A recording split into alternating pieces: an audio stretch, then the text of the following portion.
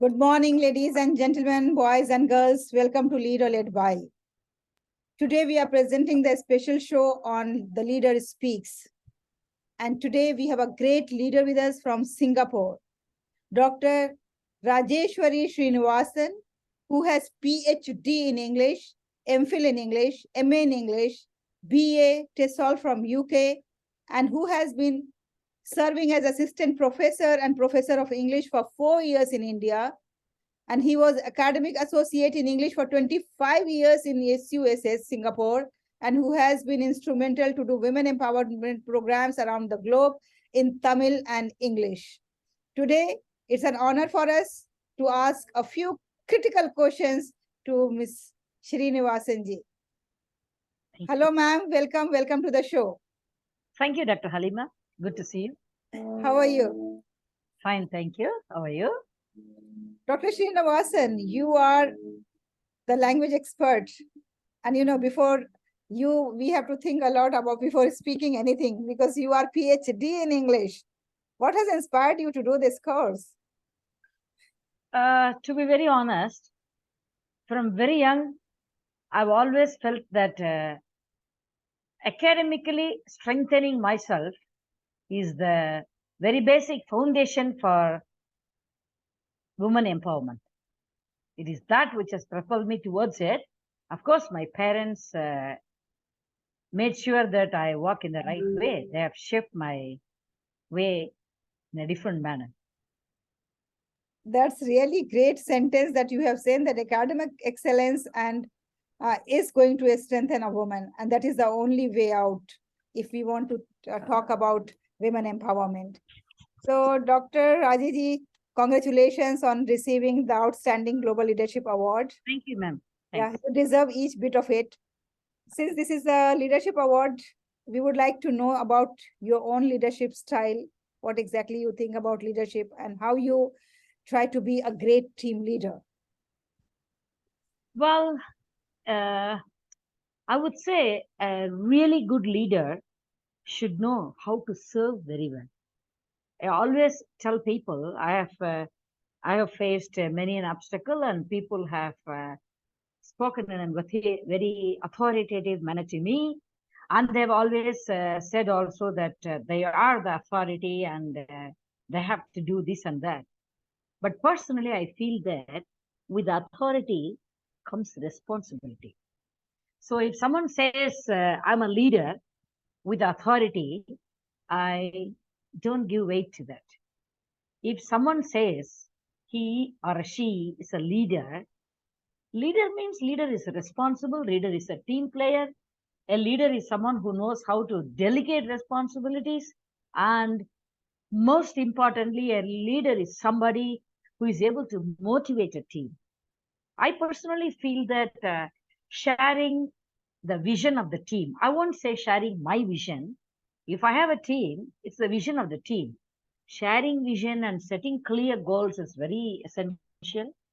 And for this, most important is encouraging clear communication within a team, irrespective of the ranks, is very essential. Many a time elsewhere in my younger life, I have felt very bad that I have to address always somebody as a sir, madam, like that, irrespective of whatever. We cannot communicate at all. Whereas I am placed, probably I have moved in the past several years into better arena where I'm able to address, say, I had had the kind of a luxury to address my superiors as Mr. So-and-so, or just with a name as a Sam, Tam, something like that. First name, that has actually strengthened my confidence. So I feel that encouraging teamwork depends upon encouraging clear communication, and treating the teammates as equals irrespective of their ranks is very essential. And most important, like I had always felt very impressed about a particular episode in Mahabharata. Like Krishna calls a team meeting, a big meeting, and all the elders are there, everybody is there. Sahadeva is the youngest. He calls him first and asks him, "What's your opinion?" Then he gradually progresses to the eldest one.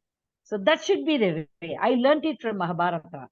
Like if the senior most people or the most experienced share their opinions and share their input first, the other juniors will feel that their ideas will be axed down totally, which Yes. we should never do, I feel.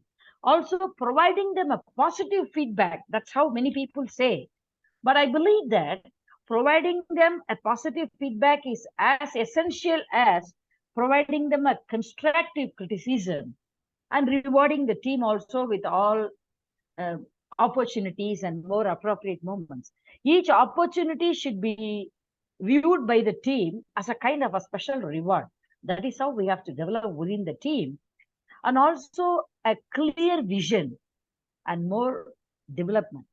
See, one more thing I felt personally it has helped me in life is demonstrating genuine interest, real interest in the lives of your teammates, and maybe you just help them identify what are all the factors, what are all the obstacles that inhibit their own progress. In that process, not only they learn, I learn too.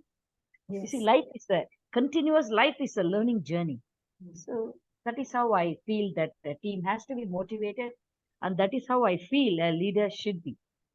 Thank you very much. And if best example you have quoted today is that how we have to give the chance to the junior first so that they can express themselves freely, and gradually we have to go. And the best example quoted from Mahabharata. Thank you very much for sharing that. You know, a leader has to be it is said that the leadership has to be value-based leadership. And you know, there are many values that has to be practices by a leader to be a successful leader and to lead a team. What are the essential values that you think is the most important value that a leader must have into their leadership practices? And that is like somehow some of the leaders, they forget to practice in their own lives. Most leaders automatically assume that the word leader is masculine gender. This is number one that has to be asked. You know, when we talk about value, the value should be not on he contributes or she contributes. The value should be who contributes. So, irrespective of whether it is shared by a woman or a man, it has to be given equal weight. I know many people would have felt like that, but the actual execution of it, the practice of it is entirely different. That is why I have been into women empowerment. Even my doctorate itself is on Afro American feminist theater, basically into gender studies. And I've been delivering lectures around the world on gender studies and presenting papers, not because I wanted it to be an academic exercise only. Apart from that, I personally feel a human being who is unable to understand the values that are essential for leading a decent human life without gender bias cannot succeed. So basically, the first value is I don't want to go into the cliche statements like think about your mother, your brother, your wife, your sister. No, no, no, no, no, no.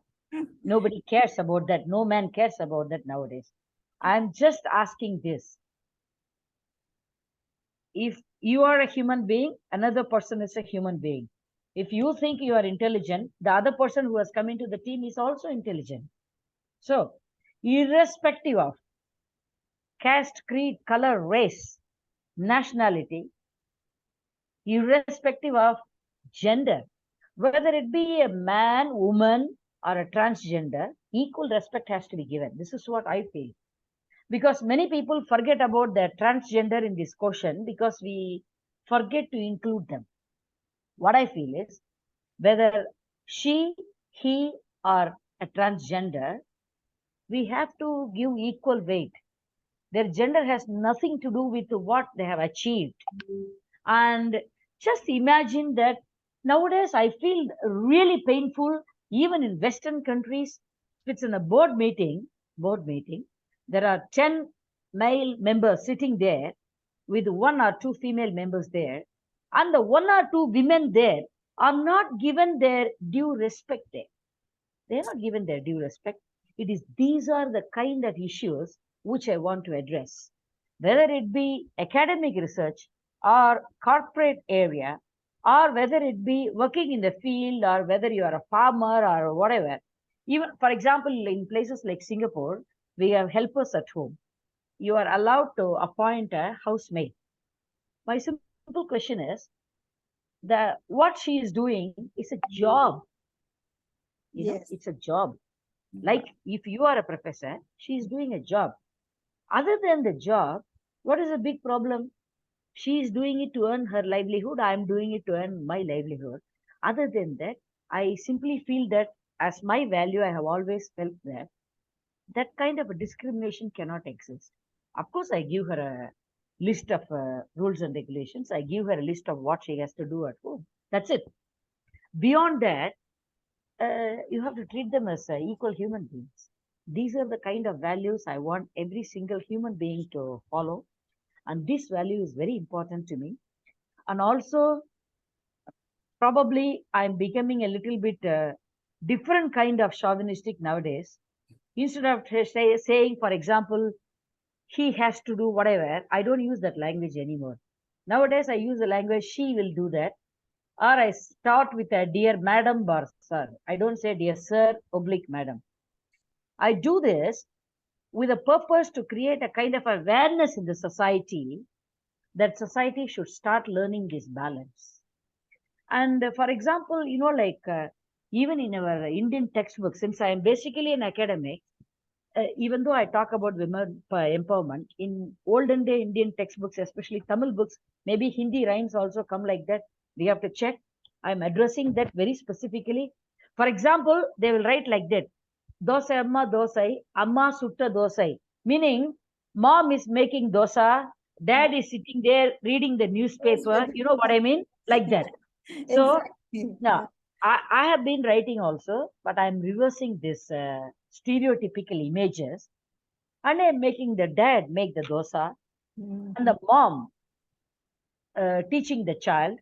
Mhm. And I'm very particular. I'm not that kind of a feminist, which that kind of feminism I do not want, which bashes masculinity or men. No, no, no, not like that. If it is house, it's equal responsibility. If it is work, it's equal responsibility.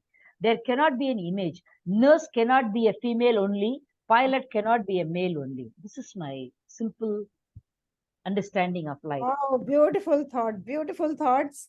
And yes, really, it is very true that in all the stories, in all the movies, even you will find that all the masculine tasks are done by the men, and the ladies are only for the showcases. Sometimes very light jobs are given to them. Sometimes only household chores are given to them.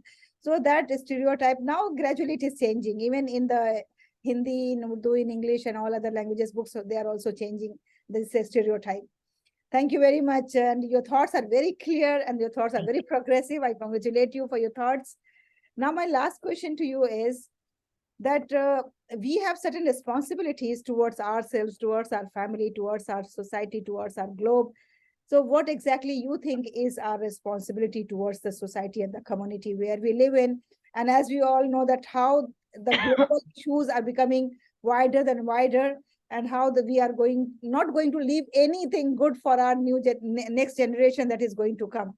So, what is the responsibility for towards the I community? think I think collectively, each one of us should make sure that negative media does not have its impact on another generation, the younger generation. This is number one. Because with media influence, not only kids, even middle-aged people, even senior citizens are getting totally shattered.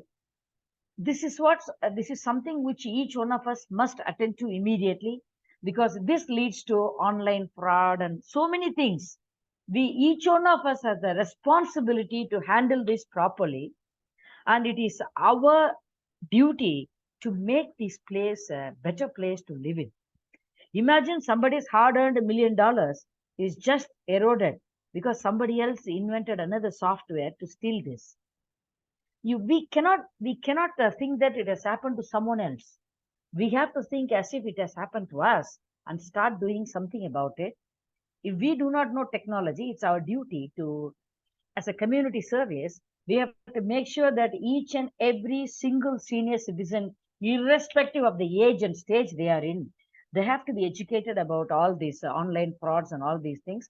Of course, it can be done in Hindi, Tamil, Telugu, whatever, English, anything, but they have to know this, because a society that is aware of what's going around will be able to prevent quite a lot of social issues.